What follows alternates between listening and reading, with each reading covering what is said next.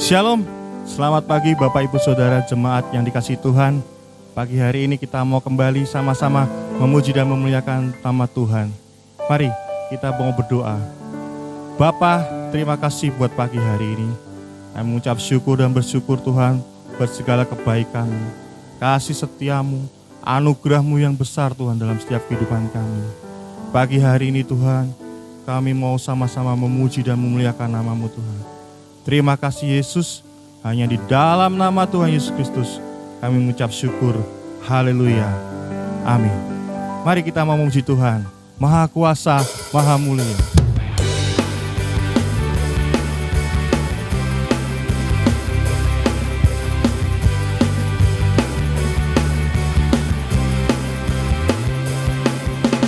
Tak terlukiskan kasih yang Kau berikan, karya termegah, tiada bandingannya. Dekat kasih-Mu, setia menjagaku.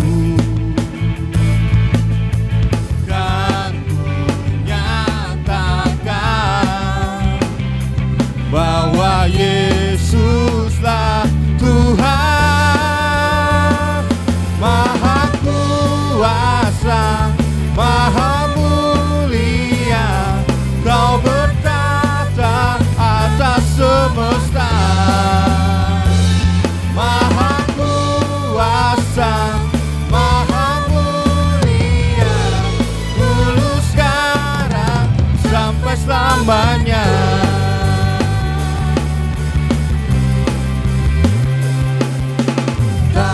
Terlukiskan kasih yang Kau berikan,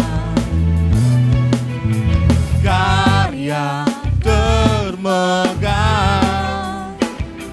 tiada bandingannya. Dekat kasih-Mu,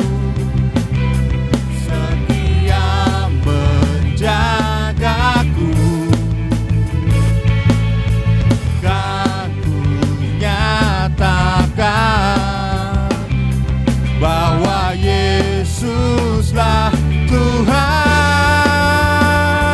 Maha Kuasa, Maha Mulia, Kau bertata atas semesta. Maha Kuasa, Maha Mulia, dulu sekarang sampai selamanya. Maha Kuasa, Maha Mulia Tuhan.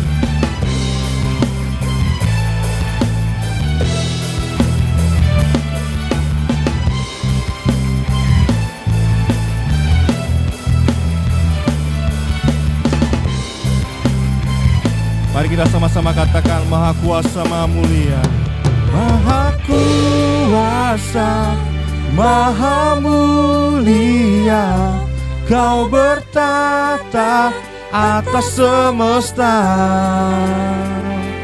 Maha Kuasa, Maha Mulia, dulu sekarang sampai selamanya.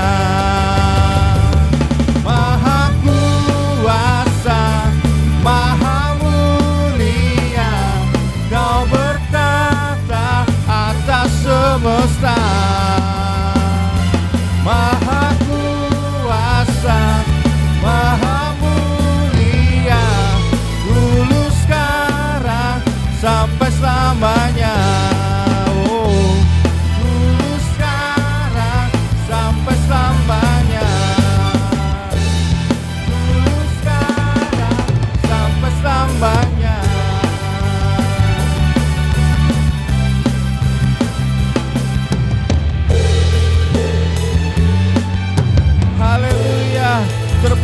namamu Tuhan, dulu sekarang sampai selama-lamanya. Amin.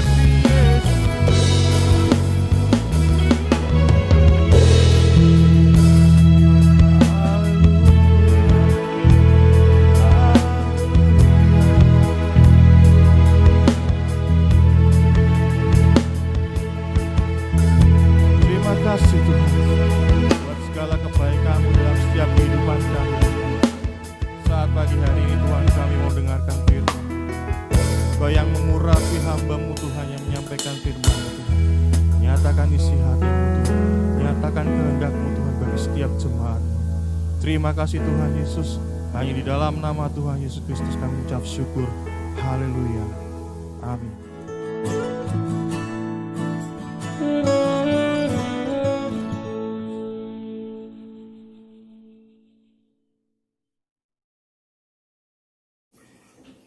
Selamat pagi saudara yang terkasih dalam Tuhan Yesus Kristus, dimanapun saudara berada hari ini.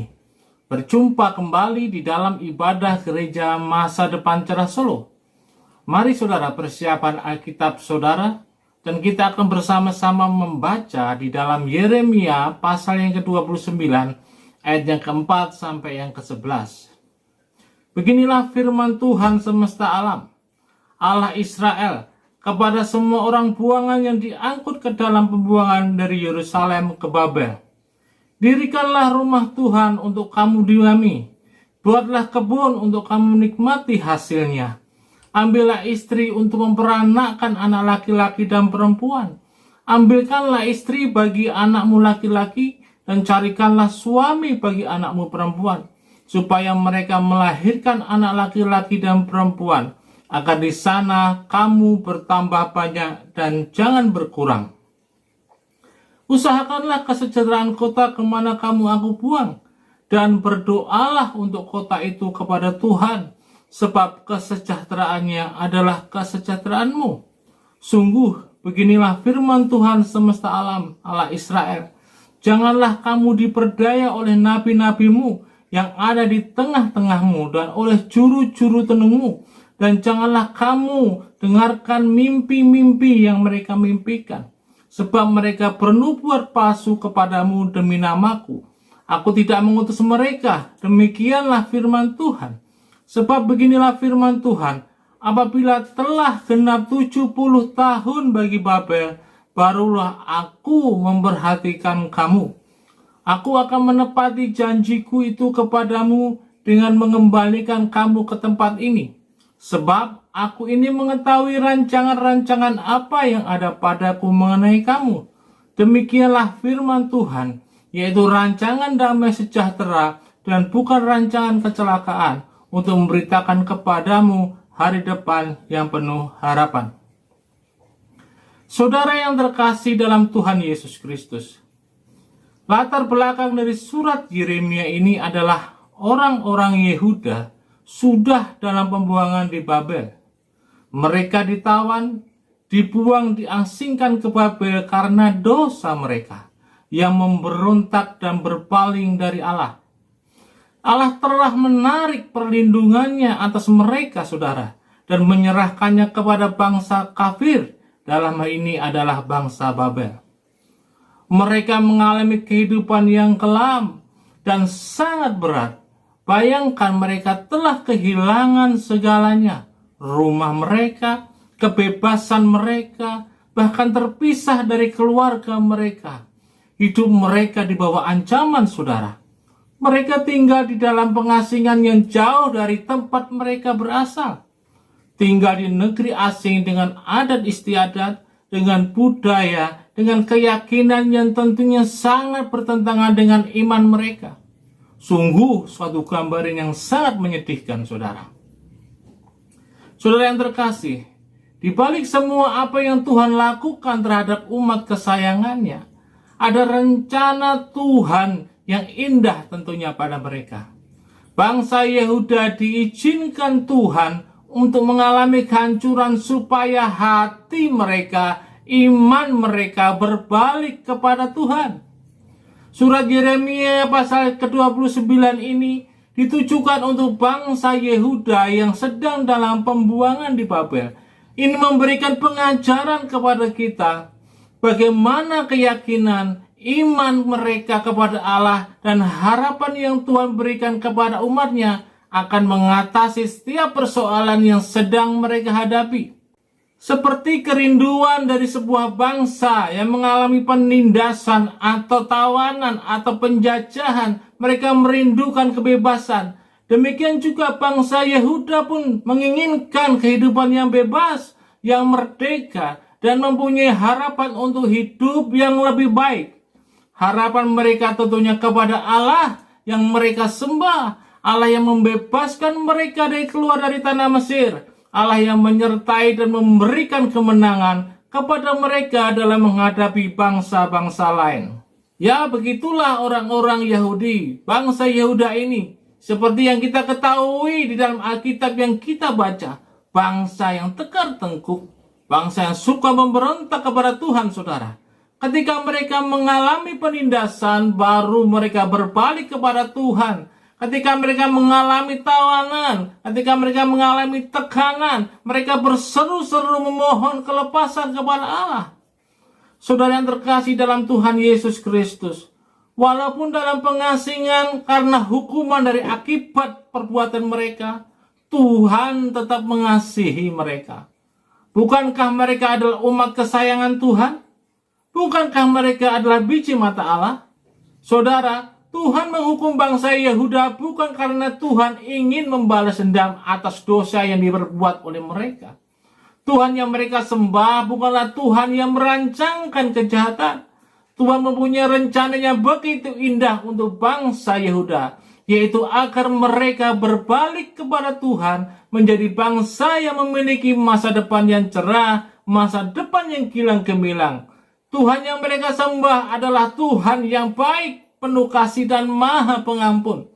Apa yang dialami bangsa Yehuda adalah bukti kasih Allah supaya umatnya kembali kepada iman mereka. Walaupun mereka dibuang, Tuhan memberikan harapan.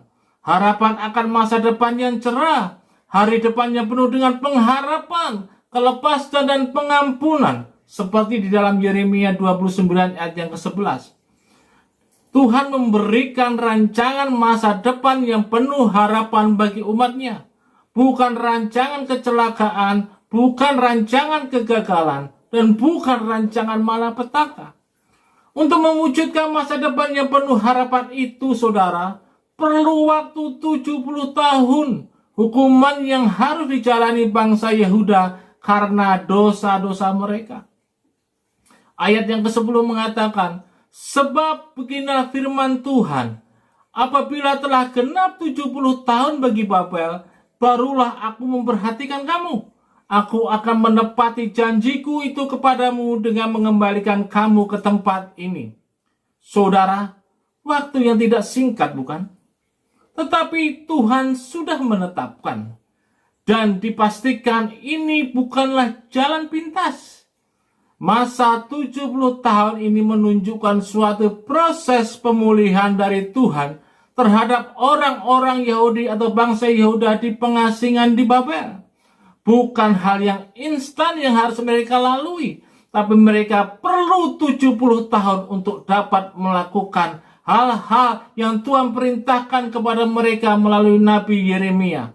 Saudara, waktu yang tidak singkat bukan? Tetapi Tuhan sudah menetapkan dan dipastikan ini bukanlah jalan pintas. Masa 70 tahun ini menunjukkan suatu proses pemulihan dari Tuhan terhadap orang-orang Yahudi atau bangsa Yehuda di pengasingan di Babel. Bukan hal yang instan, saudara. Akibat dosa memang buruk. Oleh sebab itu, janganlah main-main dengan hidup kita yang singkat ini. Setiap tindakan dosa pasti ada akibatnya. Sekali lagi, setiap tindakan dosa pasti ada akibatnya. Ketika kita berseru dan bertobat kepada Tuhan, apakah Tuhan mengampuni? Ya, Tuhan mengampuni atas dosa-dosa kita. Tetapi konsekuensi dari dosa itu tetap harus kita jalani, saudara. Saudara yang terkasih di dalam nama Tuhan Yesus Kristus, dalam situasi yang sulit ini, bangsa Yehuda atau orang-orang Yahudi memimpikan suatu kehidupan yang mempunyai masa depan yang cerah, masa depan yang penuh dengan harapan. Mereka berharap kepada janji-janji Tuhan dinyatakan di dalam kehidupan mereka. Kelangsungan hidup mereka harus tetap berjalan, saudara. Life must go on. Tentunya ada yang harus dilakukan atau dikerjakan oleh orang-orang Yahudi supaya harapan mereka menjadi kenyataan. Di dalam surat Yeremia ayat yang ke-5 sampai yang ke-7 mengajarkan kepada mereka bagaimana mereka harus beriman, bagaimana mereka harus bertindak dengan perencanaan yang tepat di tengah masa-masa sulit yang mereka alami. Surat ini juga ditujukan bagi kita orang-orang percaya, saudara, untuk mewujudkan iman kita dalam perbuatan. Upaya atau tindakan apa yang harus dilakukan untuk mewujudkan janji-janji Tuhan? Perintah Tuhan melalui Nabi Yeremia adalah membangun rumah. Ayat kelima mengatakan, dirikanlah rumah untuk kamu diami, buatlah kebun untuk kamu nikmati hasilnya. Membangun rumah tentunya untuk sebuah jangka panjang, bukan membangun sebuah kemah yang hanya sementara tinggal dan berpindah-pindah. Membangun rumah tujuannya untuk menetap, permanen, saudara. Bayangkan 70 tahun bukanlah waktu yang pendek. Hidup mereka harus terus berlanjut. Saatnya mereka harus menjalani kehidupan normal di negeri pengasingan. Bukan itu saja, mereka harus juga bekerja untuk memenuhi kehidupan mereka, saudara. Kita pun demikian. Alkitab mengajarkan kita untuk bekerja dengan rajin, sehingga dapat memenuhi kebutuhan hidup keluarga kita. Menikmati dari hasil kerja dan jerih payah kita. Bekerjalah dengan iman, artinya melibatkan Tuhan di dalam kerja kita. Allah terlibat secara aktif dalam setiap pekerjaan-pekerjaan yang kita lakukan. Bekerja dengan iman itu menjadikan kita semangat, saudara, dan menjadi orang yang penuh kreativitas dan inovasi. Orang yang tidak melakukan apa-apa adalah orang yang tidak beriman. Mengapa demikian? Karena iman menuntut pembuktian dari diri kita. Yakobus pasal yang kedua, yang ke-17 mengatakan, demikian juga hal dengan iman. Jika iman itu tidak disertai perbuatan, maka iman itu pada hakikatnya adalah mati. Mari kita bekerja dengan semangat, jujur, efektif dan efisien, dan berkualitas sebagai tanda-tanda iman, dan akan mendatangkan berkat bagi kehidupan kita. Selanjutnya adalah membangun sebuah keluarga. Ayat ke-6 mengatakan, ambillah istri untuk memperintahkan anak laki-laki dan perempuan. Ambillah istri bagi anak-anakmu laki-laki dan carikanlah suami bagi anakmu perempuan, dan seterusnya. Hidup mereka harus berkembang dan berkelanjutan di tanah pembuangan. Dan jumlah mereka harus semakin bertambah. Dikatakan jangan berkurang. Ayat yang ke-6 tadi, saudara. Saudara yang terkasih, melalui keluargalah kita membangun relasi antara suami, istri, dan anak. Membangun keluarga yang takut akan Tuhan. Mempersiapkan masa depan mereka, keturunan kita dengan mengajarkan, mendidik, dan menanamkan kebenaran-kebenaran firman Tuhan. Terlibat secara aktif, terlibat secara bersama-sama dalam melayani dan beribadah kepada Tuhan dengan sungguh-sungguh. Itulah keluarga yang luar biasa, saudara. Dan Tuhan rindu dan Tuhan perintahkan itu kepada bangsa Yehuda, juga kepada kita semua. Selanjutnya, mensejahterakan kota di mana mereka tinggal. Ayat ke-7 mengatakan, usahakanlah kesejahteraan kota kemana kamu aku buang. Dan berdoalah untuk kota itu kepada Tuhan, sebab kesejahteraannya adalah kesejahteraanmu. Kesejahteraan kota Babel adalah kesejahteraan mereka juga. Tuhan mau mereka bekerja dengan sungguh-sungguh, melakukan apa yang Tuhan perintahkan melalui Nabi Yeremia ini untuk mengupayakan kesejahteraan, kedamaian bagi kota Babel. Dan bukan hanya itu saja, mereka juga berdoa bagi kota Babel, karena kesejahteraan kota Babel adalah kesejahteraan juga bagi bangsa Yehuda di dalam pembuangan. Demikian juga dengan hidup kita di mana kita tinggal saat ini, saudara. Di mana kita berada hari ini, Tuhan memerintahkan kepada kita untuk kita mengupayakan kesejahteraan kota, untuk kita berdoa bagi kota kita. Mari kita taati setiap peraturan-peraturan yang ada. Mari kita menjaga ketertiban, mari kita menjaga ketentraman dan sungguh-sungguh bekerja dan berdoa sungguh-sungguh untuk kota ini di mana kita tinggal. Karena Tuhan akan memberikan kebaikan-kebaikan bagi kota di mana kita berada, saudara. Saudara yang terkasih di dalam nama Tuhan Yesus Kristus, kita percaya bahwa di dalam Tuhan ada masa depan yang cerah. tetapi kita harus berbuat sesuatu untuk dapat meraih dan mencapainya, saudara. Bukan hanya tinggal diam dan berdoa, tetapi ada upaya atau usaha yang harus kita lakukan. Kita tidak dapat duduk-duduk saja dan beriman apa yang kita harapkan terwujud. Kita harus secara aktif mewujudkannya, yaitu dengan bertindak dengan iman. Dengan kata lain, iman harus disertai dengan perbuatan. Iman adalah suatu cara hidup. Iman adalah lebih dari sekedar sebuah pikiran yang menyenangkan. Iman adalah merupakan suatu sikap dan cara berpikir. Kesulitan-kesulitan yang kita alami seperti saat ini karena pandemi, semuanya ini tidak dapat kita hindari dan tidak dapat kita sangkal. Semua itu harus ditanggung dengan iman, saudara. Seperti bangsa Yehuda di tanah pembuangan, hidup mereka harus terus berlanjut. Mereka harus menjalani kehidupan yang normal walaupun dalam pembuangan. Mereka harus membangun rumah, mereka harus bekerja, mereka harus berkeluarga, mengusahakan kesejahteraan kota di mana mereka tinggal. Kita pun juga demikian hari-hari ini. Di masa pandemi ini, hidup ini harus terus berlangsung, saudara. Kita tidak bisa tinggal diam dan kita meratapi hidup kita. Mari kita bekerjalah dengan iman. Lakukanlah segala sesuatu dengan iman kepada Yesus Kristus. Dan berdoalah dengan sungguh-sungguh. Allah pasti turut bekerja mendatangkan kebaikan, berkat, damai sejahtera bagi kita semuanya. Amin. Mari kita berdoa.